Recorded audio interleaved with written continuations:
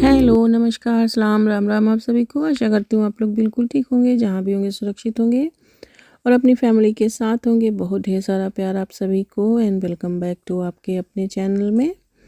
तो आज जो है हम लोगों ने सरयू स्नान किया, पहले भी किया था बट आज का वीडियो मैंने आपके साथ शेयर किया है। पहले भी हमने किया है स्नान जब से हम लोग आए हैं, तो आज हमने कहा थोड़ा सा ये वीडियो भी आपके साथ शेयर कर देती हूँ। तो हम चले गए थे, स्नान किया और बच्चों को भी नहलाया। आज रामकृष्ण भी नहाए थे और यहाँ शिवांश और प्रियंका के लिए फ़र्स्ट टाइम था। जब से वो बड़े हुए हैं तब से पहली बार इंडिया आए हैं। पहले आए हैं तो छोटे थे तो उतना याद नहीं, उनको पहले भी नहलाया है, यहाँ पे डुबकी लगवाई है। शिवांश को पहली बार जब सरयू जी में उसको उतारा था तो बहुत जो है रोया था वो, और रामकृष्ण ने तो आज डुबकी लगा लगा के नहाया है। और शिवांश यहाँ मस्ती कर रहे हैं। प्रियंका थोड़ा सा डर रही है क्योंकि इतनी बड़ी नदी उसने अब जब से होश संभाला है तब से पहली बार देखा है। स्विमिंग वैसे वो सीखती है बट फिर भी थोड़ी देर उसने अपने आप को समझाया, उसके बाद उसने भी डुबकी लगा लगा के नहाया है। तो हमने स्नान किया, उसके बाद हमने आज बछिया भी छुआ है। बछिया हमारे यहाँ दान करते हैं, गाय दान, गौ संकल्प करते हैं। तो हालांकि हम लोग भी पंडा ही हैं, पंडित हैं, तो हमसे क्या कोई संकल्प लेगा, लेकिन फिर भी जब हम गए हैं धाम में तो फिर हमने भी संकल्प किया और गौदान किया है हमने। पंडा जी वहाँ बैठे हुए थे, तो वैसे तो हमें सभी जानते हैं वहाँ पे, लेकिन जो है अब कहते हैं ना कि नाई से न नाई ले, धोबी से न धोबी। लेकिन यहाँ पर जब कोई भी आप पुण्य काम करते हैं तो बिना संकल्प के वो अधूरा होता है। तो हम अगर वैसे दे देते उनको दान में कुछ रुपया पैसा तो उसका महत्व उतना ना होता, तो बट हमने गौ संकल्प कर लिया। जो होता है उनका अपना हक उनको दिया, फिर चंदन वगैरह लगाया। उसके बाद हम घर जाएंगे, यहाँ से भगवत कथा शुरू होगी। और आज भगवत कथा में शाम को 4 बजे से लेकर 9 बजे तक भगवत कथा डेली चलती है। मैं सिर्फ आपके साथ भगवत कथा भागवत इसलिए शेयर करती हूँ कि जो लोग भी मेरे माध्यम से मुझसे जुड़े हुए हैं यूट्यूब के ज़रिए, उनको भी कथा का आनंद मिल सके, वो भी भगवत कथा का सुख प्राप्त कर सकें। तो बस इसीलिए मैं आपके साथ शेयर करती हूँ। और सुबह से लेकर शाम तक इसी तैयारी में ही पूरा दिन लग जाता है। और कुछ आजकल हो भी नहीं रहा है, कहीं आना जाना भी नहीं हो रहा है क्योंकि भागवत चल रही है। ये बहुत बड़ा यज्ञ होता है और इस यज्ञ का आनंद आपको भी देना चाहती थी, इसीलिए मैं आपके साथ ये कथा जो है रोज़ 6 भागों वाला जो 6 दिन 7 दिन चलता है वो मैं डेली शेयर करती हूँ आपके साथ, जब भी मुझे इंटरनेट या जब भी मुझे टाइम मिल जाता है। तो आज भगवत कथा का 5वां दिन है और आज श्री कृष्ण और रुक्मिणी का विवाह होगा यहाँ पे। तो आप लोग भगवत कथा का आनंद लीजिए। मैं आपसे मिलती हूँ नेक्स्ट ब्लॉग में। Bye bye.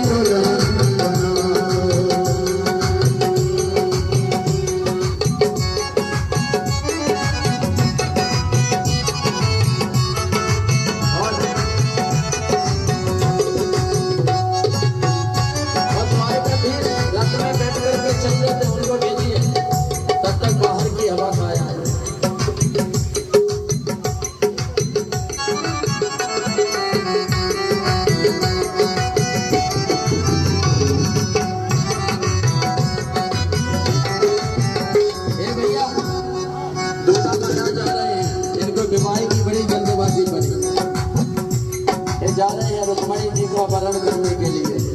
रास्ता बता देना, कहीं कुंदनपुर से अयोध्या पहुंच जाए।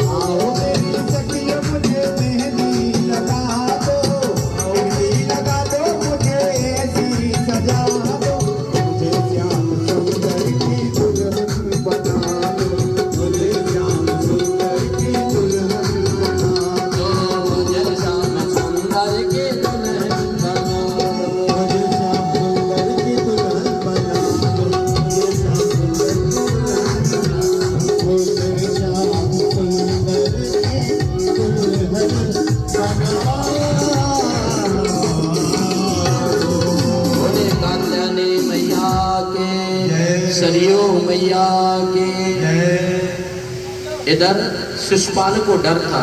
तो जैसे ही सखियों सहेलियों के साथ में रुक्मणी जी कात्यायनी देवी का पूजन करने के लिए मंदिर में गई, तो शिशुपाल ने 10,000 सैनिक रुक्मणी जी की सुरक्षा में भेज दिए। और इधर रुक्मणी जी मंदिर में पूजा कर रही हैं और सैनिक मंदिर के बाहर खड़े हो गए हैं। और उधर मेरे कन्हैया द्वारकापुरी से रथ लेके मंदिर के पीछे आ गए। और जैसे ही 10,000 सैनिक खड़े हुए थे, मेरे कन्हैया ने वो 10,000 सैनिकों की भीड़ में जैसे ही अंदर मंदिर के अंदर जाएंगे तभी ना मंदिर के अंदर प्रवेश किया, तब तक एक सैनिक बोला ये कौन, कहाँ यहाँ प्रवेश बंद, कौन आ रहा? तब तक दूसरा सैनिक, अरे क्या देखते, मेरे कन्हैया ने हंस दिया। तो कन्हैया की मुस्कान को देख करके वो मोहित हो गया, बोला मत रोके, देखो कितना सुंदर हंस रहा। एक बोला देख कितना सुंदर मुकुट पहने हैं, दूसरा बोला कितना सुंदर बाजूबंद पहने हुए हैं। सब भगवान की सुंदर, जितने सैनिक रोकने के लिए खड़े थे, भगवान की ऐसी मनमोहक कृपा हुई कि सब भगवान की सुंदरता का वर्णन कर रहे और भगवान 10,000 सैनिकों के अंदर प्रवेश करते जा रहे। और तब तक कात्यायनी देवी मंदिर में मेरे कन्हैया प्रवेश कर जाते हैं। रुक्मणी जी जो कात्यायनी देवी का पूजन कर रही थी, और जैसे ही माला पात्र में से माला उठाई रुक्मणी जी ने कात्यायनी देवी को पहनाने के लिए, तब तक मेरे द्वारकाधीश सामने आ गए। और जैसे ही कात्यायनी देवी को माला उठाई पहनाने के लिए, तो द्वारकाधीश सामने खड़े थे। तो कात्यायनी देवी को एक माला पहनाए और तुरंत दूसरी माला थाल में से उठा करके द्वारकाधीश के गले में पहना दी। बोले द्वारकाधीश भगवान के। अब ज्यादा वो करोगे तो सब जो पहरेदार खड़े पकड़ लेंगे, इसलिए जैसे ही माला पहने रुक्मणी जी ने वरण किया और तुरंत कन्हैया ने हाथ पकड़ा और हो गए 9 2 11। अब सब सखियां, कन्हैया पीछे से मंदिर के पीछे वाले गेट से रुक्मणी जी को रथ पे बैठा रहे और ले गए। तब तक सखियां निकले, बोले क्या हुआ, रुक्मणी जी कहाँ है? सखियां बोली ले गए। अब तो सब सैनिक पीछे पीछे गए, ले गए। बोलिए द्वारकाधीश भगवान की, रुक्मणी महारानी की। रुक्मणी के भाई रुक्मी को पता चला, क्रोध करके आया, युद्ध की स्थिति बन गई। बलराम जी ने आकर के युद्ध को संभाला। शिशुपाल को जब यह पता चला, शिशुपाल अपना मोर फेंक करके, गुस्सा करके, क्रोध करके बारात वापस ले गया। फिर सुखदेव जी महाराज कहते, राजे परीक्षित, फिर अभी तो मंदिर में विवाह हुआ था, पर धूमधाम से द्वारकापुरी से हमारे द्वारकाधीश भगवान बारात लेकर के आए और कुंडनपुर आकर के भीष्मक महाराज की बेटी रुक्मणी जी के साथ बड़ा सुंदर विधि विधान के साथ विवाह संपन्न हुआ। एक भजन के माध्यम से हम आप वह भाव बनाए जो भाव कुंडनपुर वासी और द्वारकाधीश के थे। सामने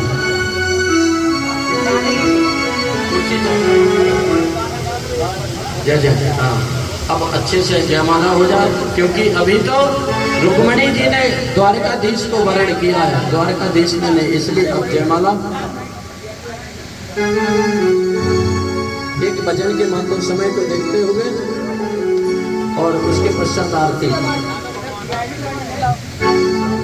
ऐसा लगता है मानो संसार की साथी है। सभी लोग झूम करके ताली बजाएं। और भगवान ने, मैंने कल बताया, जो भगवान के कथा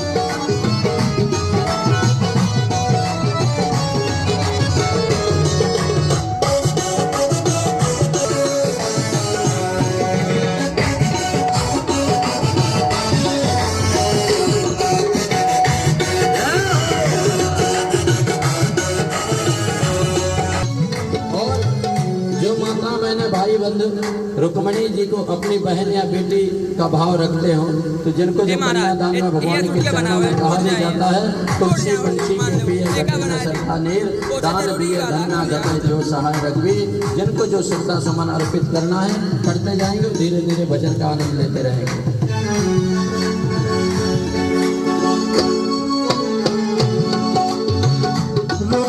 दुल्हनिया बनी है श्याम जी दूल्हे राजा, रुक्मणी दुल्हनिया बनी है श्याम जी दूल्हे राजा। सज धर के आए बराती, सज धर के आए बराती, गज रहा नंदन राजा।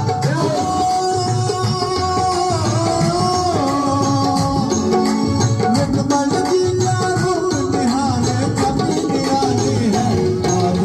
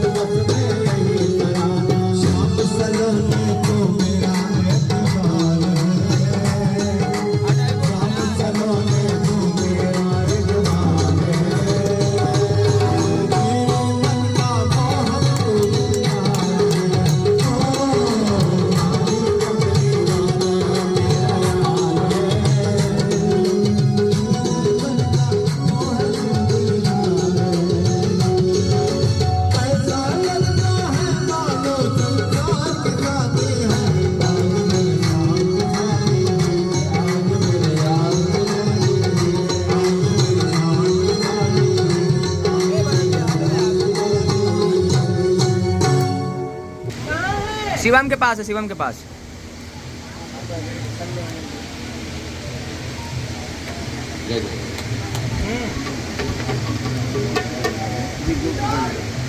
प्रियंका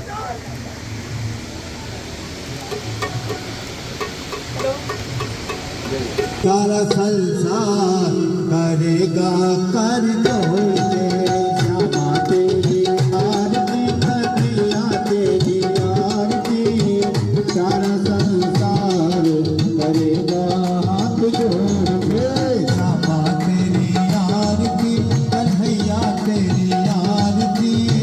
सारा संसार करेगा कर जोड़ के, श्यामा तेरी आरती कन्हैया तेरी आरती।